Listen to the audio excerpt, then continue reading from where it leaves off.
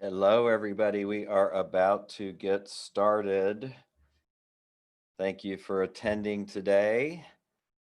If you're watching on replay, thank you for watching on replay. Let's just get going today. I'm going to keep it short and sweet and simple this week. So, over the next 4 or 5 weeks, I'm going to be talking about one specific strategy to help grow your business in 2021. And this is a perfect time of year. We get into November, December, we've got hopefully some downtime, not too much, but some that we can work on strategically thinking about what we want to create in the new year and where we have been in the past year. So it's a time for thought, a time to get creative, a time to plan and really strategically sit down and look at if you perform the way that you thought you would with the all the things that have been going on aside, but did you get the results that you wanted and you committed to in the beginning of the year? And if not, what didn't work? What do you need to readjust, and what do you need to recreate, tweak, or maybe make a wholesale change for 2021? So I'll be doing a 2021 workshop free to the entire industry here in mid-December for everybody in the payments space. So you definitely want to attend that for your new year. And I want to build up to that with a concept and an idea that I've used in my ISOs that I've worked at and companies that I've worked at to really help grow business. So let's hop right into it.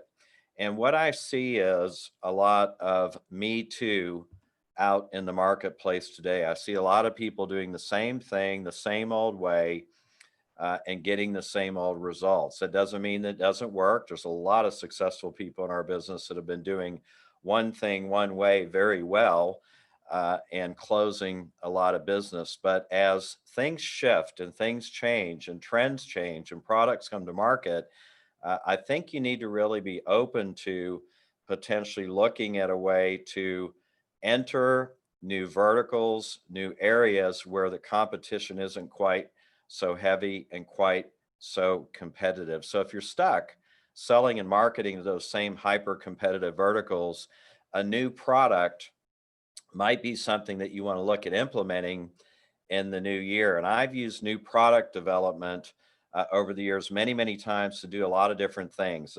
New product launches are great for lead generation. Maybe you've got a new product that can hit an underserved industry or an underserved market, and you can generate leads much more cost effectively and in a higher number than you can on the merchant processing side. And just take, social media marketing, for instance, or Facebook ads for merchant services. And I do a lot of work in this area and speak to a lot of lead generation companies or MCA or cash advance. These leads are very, very, very expensive, and they take a whole team and usually an outsourced group to really generate them in a big way, in the right way for your organization. So if you've got a new product that might be able to help you get into the merchant services business, maybe from a different angle or from a different approach or strategy, it might be something you want to look at. So new products are great for lead gen. They're great for reducing attrition.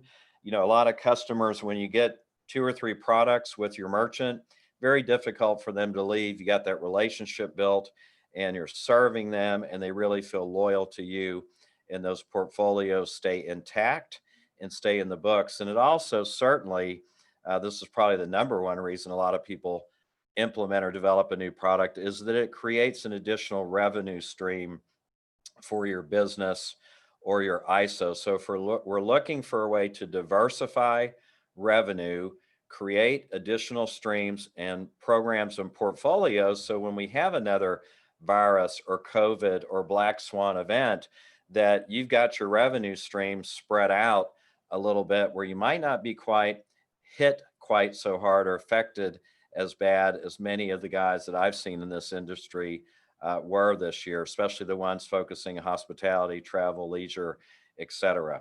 The other thing you might use a new product for is a way to position yourself uniquely in the marketplace to recruit and hire new sales partners or new employees. So it's just a different way, a shift in how you would present your sales partner program by offering this new product, this new program, and this new revenue stream.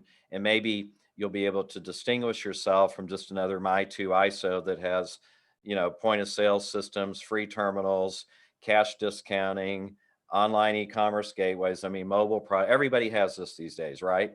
Those are great things. You have to have them in your product mix. They have to work great.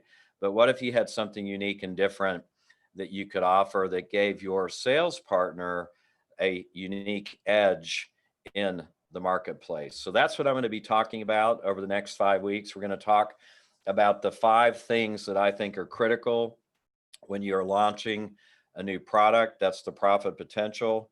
That's the market opportunity, market size. We'll break down the market ideas, questions, things you need to look at, what the competitive environment looks like, ongoing sales service commitment, and your product implementation support. And I'll share with you some case studies on products that I've launched over the years. I would say I've probably launched a good, I don't know, 30 to 50 pretty big product launches in my own companies or when I worked and consulted and worked with other groups. So each week I'll take one of these, I'll break it down and kind of look at it from a perspective of what you really need to be looking at when you're trying or thinking about launching a new product. So that's this week's session. I look forward to spending the next 5 weeks breaking all this down for you. If they're short sessions, I might put 2 in one, or I'll keep them separate each week. But this will build up nicely into the mid-December area where we can sit down and do our planning call. And then if you're looking at that new product development, January, end of December, early January is a great time to start doing your research, start thinking about how you're going to get that out into the marketplace for your ISO and your business. So I'll leave you with this thought. Where can you get creative from a product offering standpoint in 2021? What products or services could you potentially institute in your business that will help you generate leads better, create additional revenue streams, really position yourself in the marketplace as a expert, someone that's adding value, potentially recruit more sales partners if you're bringing on sales partners into your organization. So get a yellow pad out, get a piece of pen and paper, get on the internet, do some research, see what those unique organizations are doing and things that you might be able to offer out there that maybe you've been looking at and you just haven't implemented yet. So I hope you have a great week. Looking forward to this series, and I will see you next Wednesday.